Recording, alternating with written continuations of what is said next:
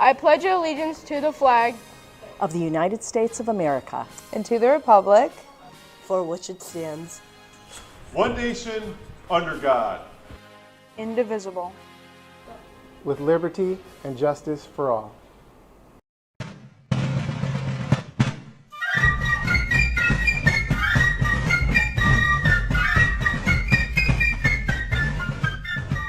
One, two, three, go!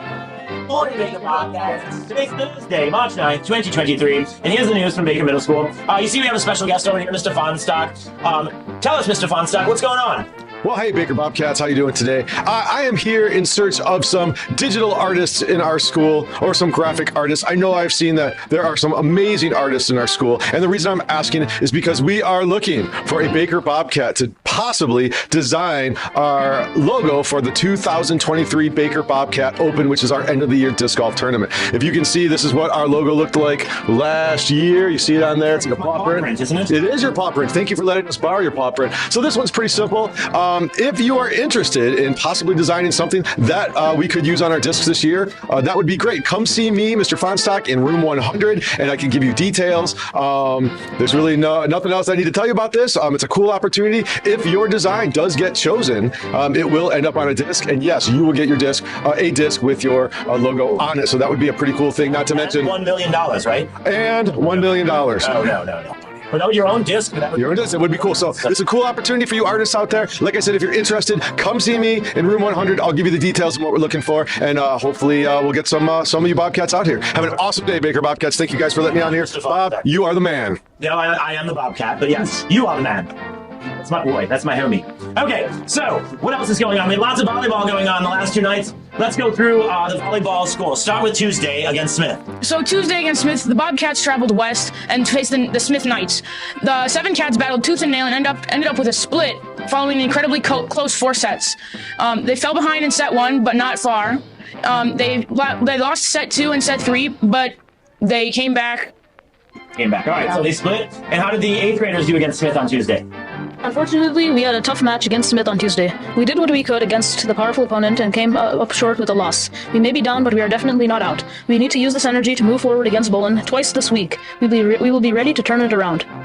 Okay, and yes, they did play Bolin last night. And what happened last night with the 7th graders against Bolin? The visitors brought the heat in the first 2 sets, and the 7th squad fell far behind early due to serve streaks from the Broncos star player. Despite their effort, the Bobcats failed to complete the comeback, losing the first 2 sets. In set 3, the 7 Cats took control in a true team effort, winning, but then set 4 dropped with the same score. The tough awards go to Team First Sienna, Outstanding Character Sasha, You Never Give Up Peyton, Get Better Every Day is Arkita, and Heart is Emily.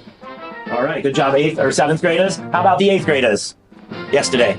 Well, the 8th grade volleyball team was able to snag up 1 game from Bolin last night, but we did end up a loss overall. Our second game energy was turned up, and we are so grateful for our fans in the stands that supported our efforts.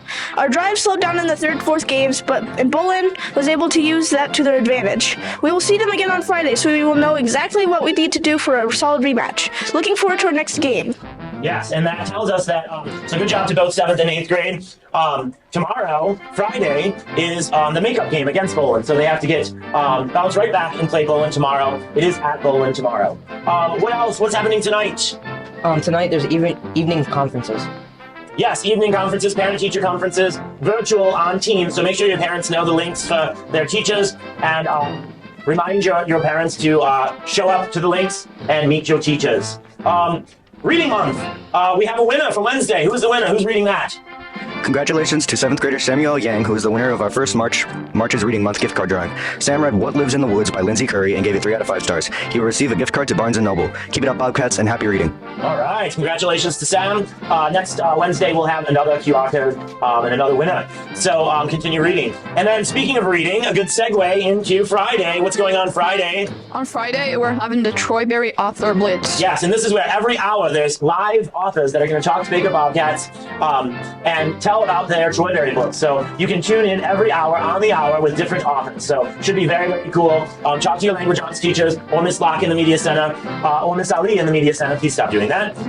And get some information about it. It should be very, very cool. And that's it, right? That's it? Oh, so we had a very special, we've been on the news the last 2 days 2 days ago, it was Aryan Cacaj who won the spelling bee. And then yesterday, our very own teacher, Mrs. Satsai, is in the news. She was on Channel 4 News. So we're going to end with a video of that. If you didn't get a chance to see it on the live news, we will play that afterwards. So congratulations to Mrs. Satsai for being a super duper teacher, a superhero, as said in the video.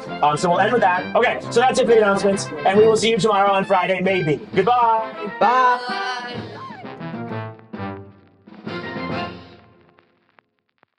Women around the world are taking time today to focus on gender equality, the progress being made, and some setbacks all around the world. We have video from several countries on this International Women's Day.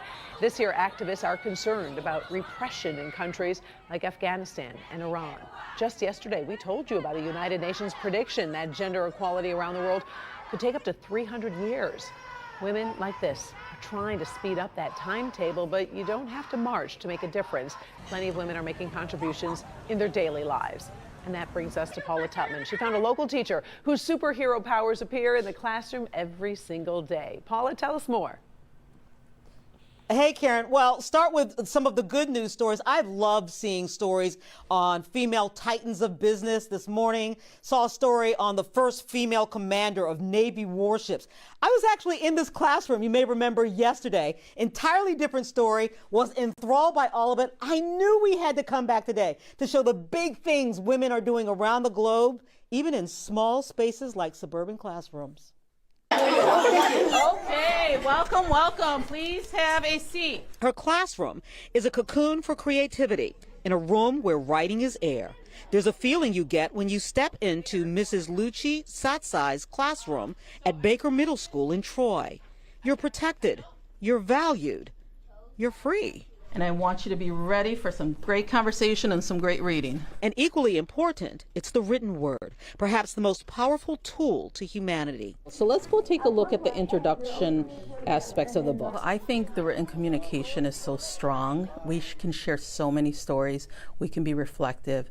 We can, create lists and create goals and really even persuade people and inform people. So right now, I want you to look at your own writing. But there's something else about her classroom that makes you feel writing is alive. It is breathing. It's exciting. She teaches me a lot about how to focus on the theme of the story and the literacy about it. There are books and words and phrases everywhere. It's a collage of ideas, and they explode off the walls and into the consciousness of her students. I do know that it feels safe for me, I would say. She allows us to use our ideas freely. Like in most places, I have only a limited set of ideas, but in this class and art class, I'm able to have more of an open mind for free ideas. There's more ideas available than most classes. There's something about being guided by a superhero whose magic is teaching the future the power of their words, while not even realizing you're actually a superhero. It's a special job.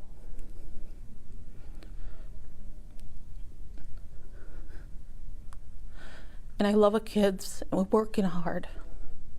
And so, like so many teachers, she pours herself into her students. I love what that young woman said when she said there are more ideas available. Karen, there's no place you can look in this room where you're not going to learn something. This is a first-generation immigrant. She came from a household where English wasn't the first language. Now she's teaching one of the most important tools of English, and that is writing. And by the way, her students are even working on their first nonfiction books. I love her story. I love her spirit. You can just feel her love and her tenacity towards this. You can feel it. Yeah, you can. If you were here, you could feel it. You can feel it. I love that. All right. Thank you, Paula. We appreciate it.